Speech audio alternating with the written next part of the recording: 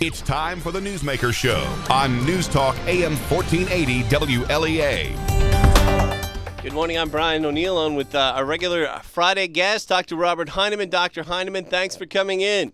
My pleasure as always, Brian, and I hope you've got some stimulating subjects to talk about here this morning. Chris Christie and Ted Cruz during the debate took on the moderators, especially Cruz, saying that the questions were just not up to snuff. Your thoughts on that? Well, I think, as we know, Ted Cruz is a very clever guy, and I thought it was really quite crafty of him, the way he turned the whole show around and made the moderators basically sort of put them on the defensive.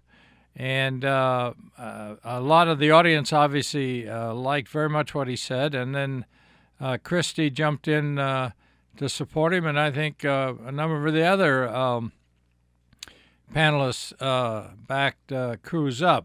But I think Cruz had a very good point there, and as former host Kevin would have said, this idea of trying to find some sort of gotcha moment really undercuts the whole effort there in terms of what these panel or debates are supposed to be. Are the reporters trying to make a name for themselves or find questions out and pass along information to the American people? Yeah, exactly. And you make that distinction. And what I thought was particularly outrageous was then they would add these additional moderators, and some of these were just literally attack dogs in terms of their approach to some of the panelists.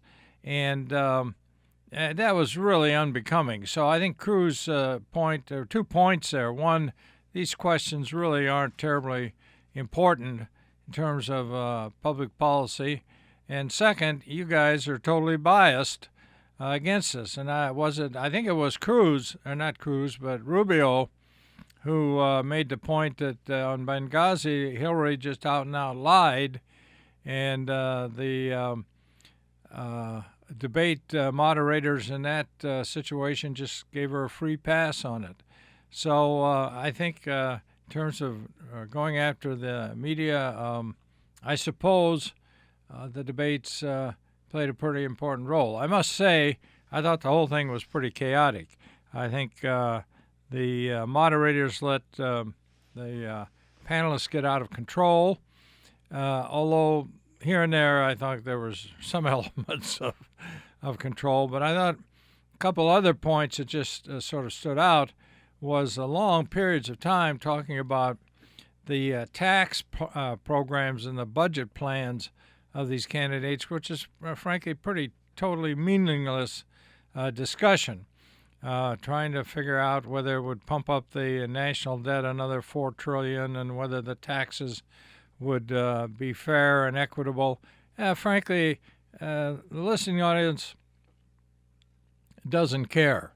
Now, I guess if you're trying to point out that these guys are supporting the plutocrats and sticking it to the working class, I guess maybe if you're a moderator, that's one way to approach it. But I thought that was really pretty much a total waste of time.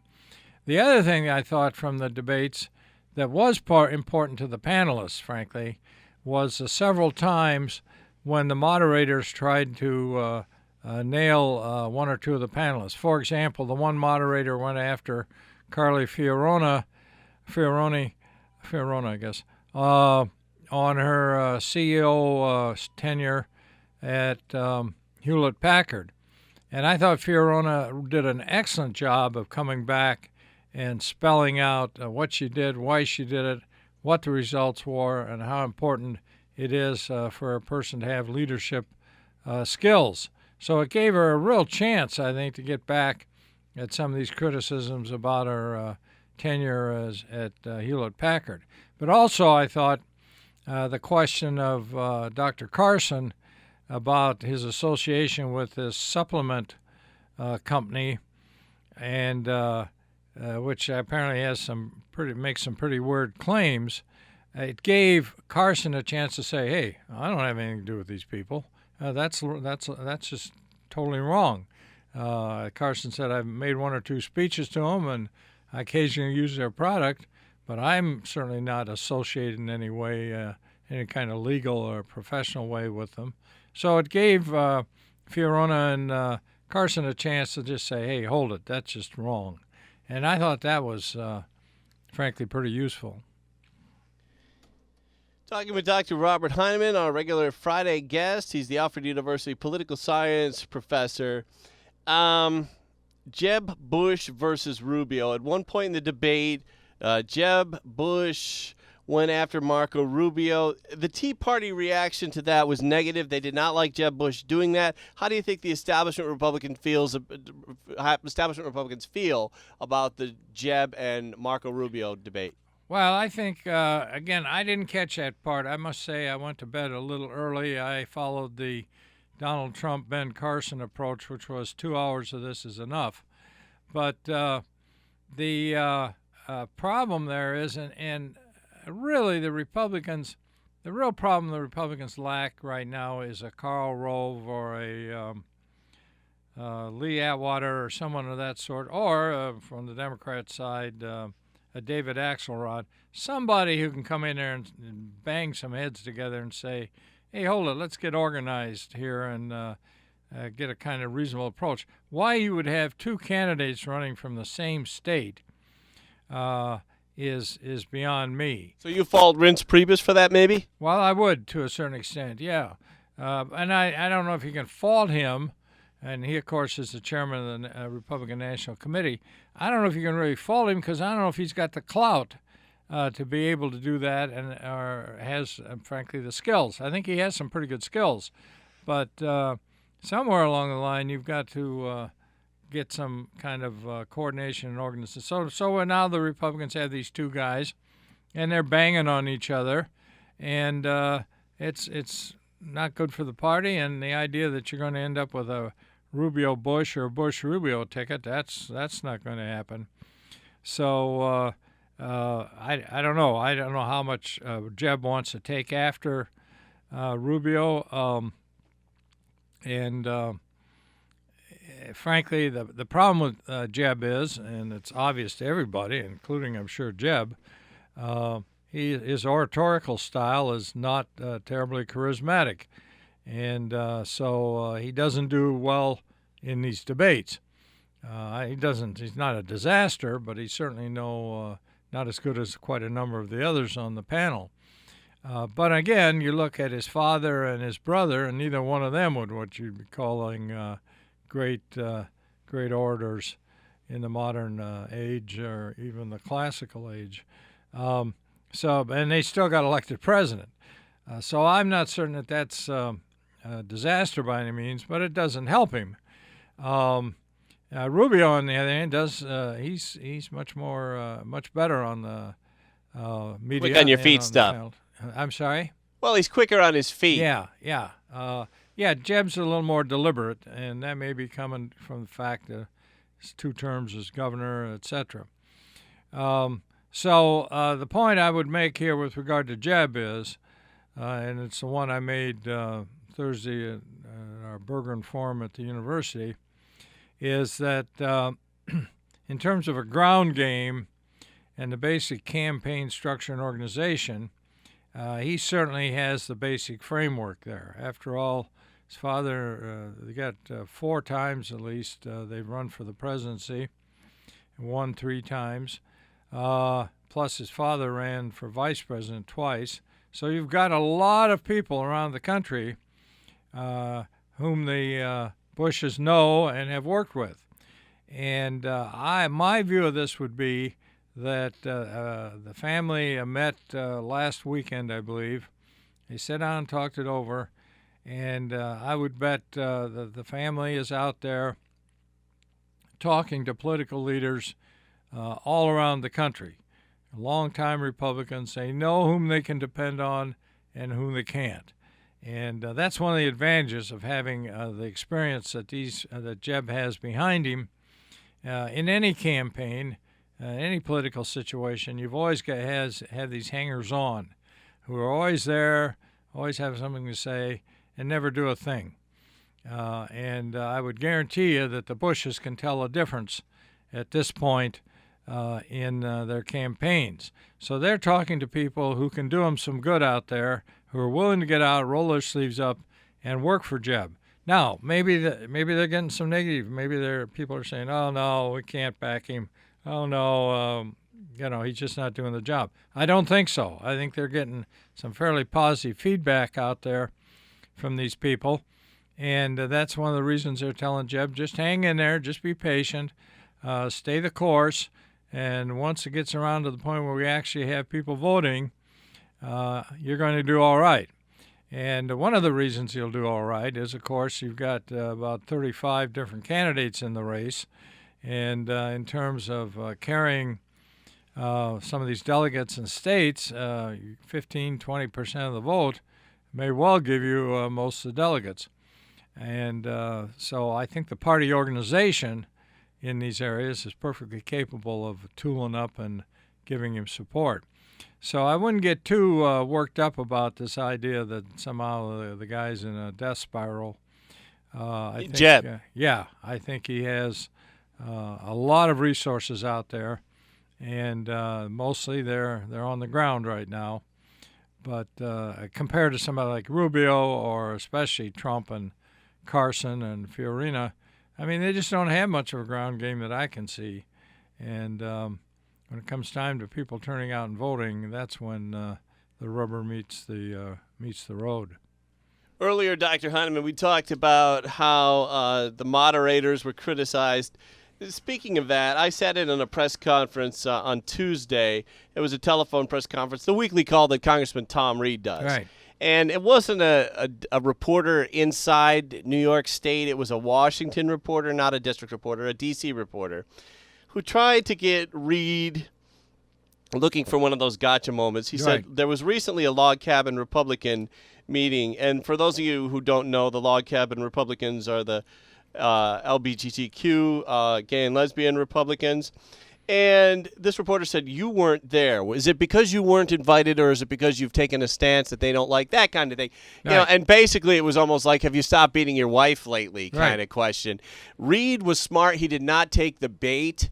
But I just find it tiresome that these guys, aren't asking questions to find out information, but to make a name for themselves. Right. They're trying to embarrass the candidate. And, of course, the point of it is, in terms of their careers, et cetera, they want to be able to point to this revelation that they came up with, or this scandal. And I guess I don't have anything against them coming up with scandals of one sort or another, but when you start putting out those kinds of questions, you're really just pushing a particular agenda and I don't think Reed has any thoughts one way or another involving gays, lesbians. He doesn't weigh in on that issue. Right. It's not. I think Christie Wednesday night went on and on about fantasy football and how what's the big deal? Apparently there's a big concern. They have to regulate. Government has to regulate fantasy gambling kind of football. stuff, yeah. And Christie says, "Are you kidding me? We got ISIS beheading people, blowing up, artifacts from thousands of years ago. We've got all these problems in terms of, and they're talking about fantasy football. Come on, let's get with it."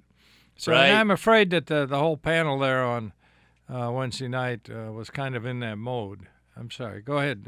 How about Paul Ryan becoming House Speaker? Speaking of Congressman Tom Reed there. Well, I think Paul Ryan right now is titular head of the Republican Party in this country. And he's, 44 years old? That's very good to get some young blood, get a man who is well thought of and obviously has some skills and capabilities. I just wish him all the best there in the House of Representatives. I think the chances of the Republicans hanging on to the House majority there for quite some time are very high. So if he's able to begin to show some leadership skills, I think he's well positioned, and frankly, it could be a situation where Congress actually begins to take some leadership in the country.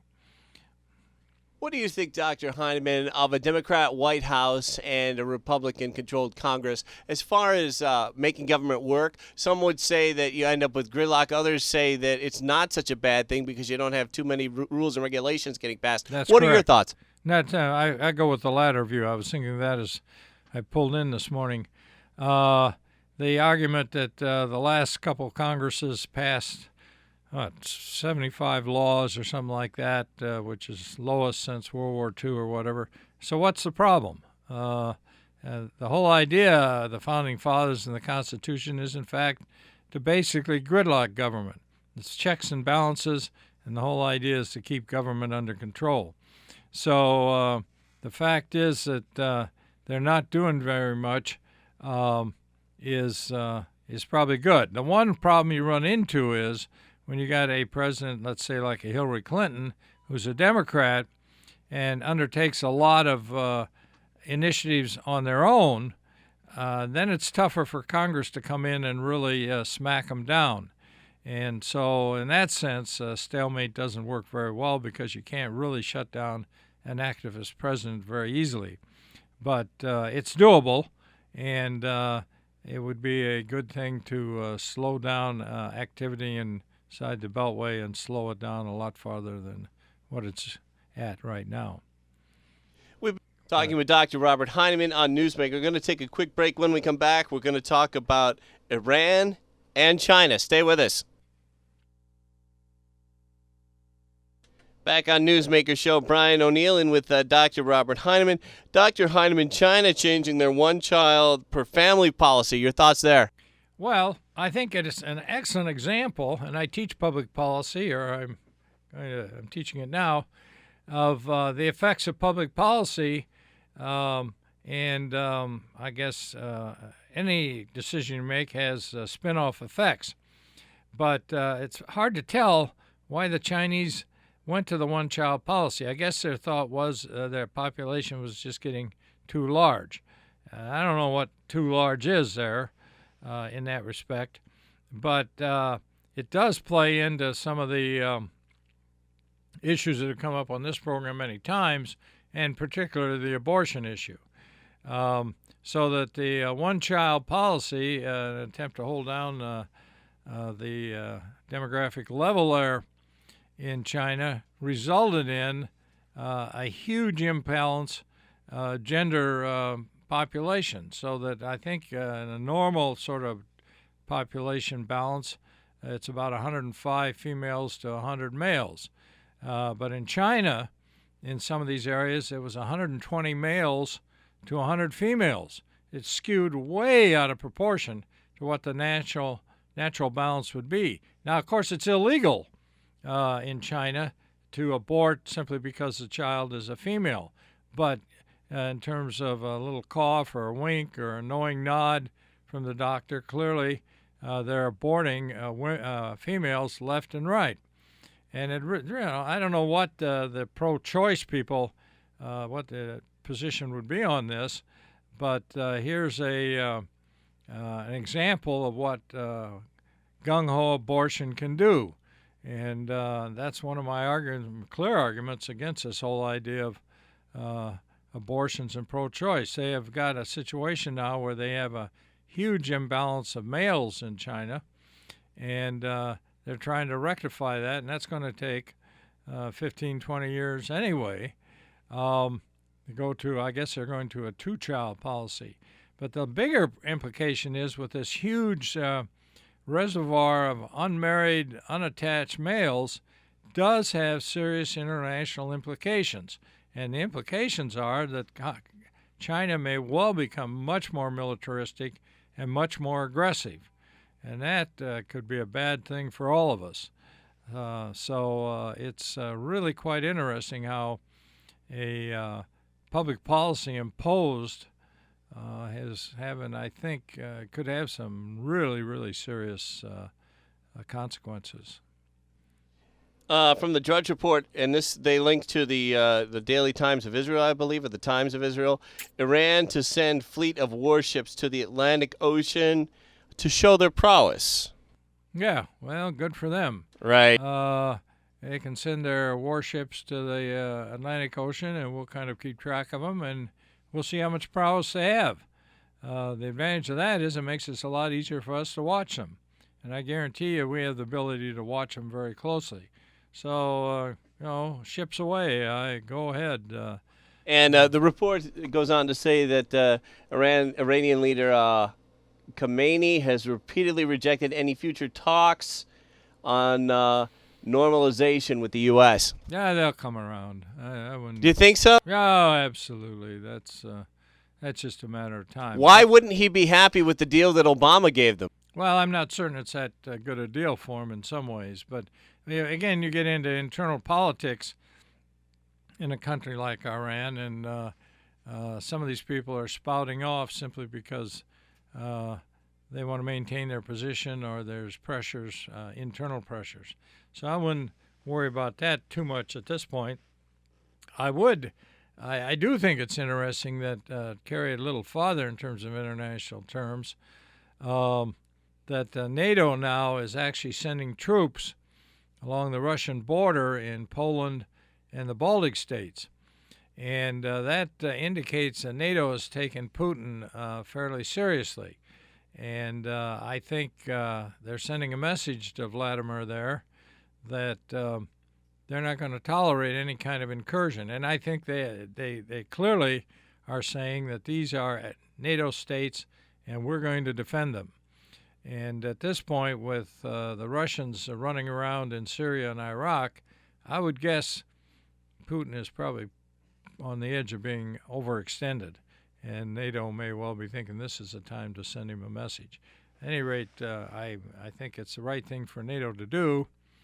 And maybe Mr. Putin's prowess in international affairs will begin to moderate a bit. But it does indicate they're taking him seriously. Quoting a new article from Roger Cohen in the New York Times, quote, "The war has gone too far. Backed by Iran and Russia, President al-Assad started killing his people on day one. His purpose has been to radicalize and portray himself as the murderer savior. In a way, he has succeeded." Dr. Heineman. Yes, he has. I think his original view was that ISIS and these other killers would be so gross that the civilized nations would come in and prop up his regime. I think he was thinking that the Western countries would do that. But obviously Obama and the others have refused to support him. But the Russians obviously have come in and filled that role. And they've gained some international credibility, I think, by doing that. Again, the problem we have is, and we mentioned this on the show before, is whom are we supporting in Syria? I have no idea. Apparently we're giving somebody arms and support, but who they are, where they are, how successful they are, it's impossible to tell. So Assad has finally, I think, finessed his way into a situation where he may well pull this out in the long run. Been talking with Dr. Robert Heineman, Alfred University professor of political science. Anything I didn't bring up that you want to cover? Well, let's give it a week or so, Brian, and who knows, something may bubble to the top there. Thank you, Dr. Heineman. Thank you. ABC Next on AM 1480 WLEA Hornell.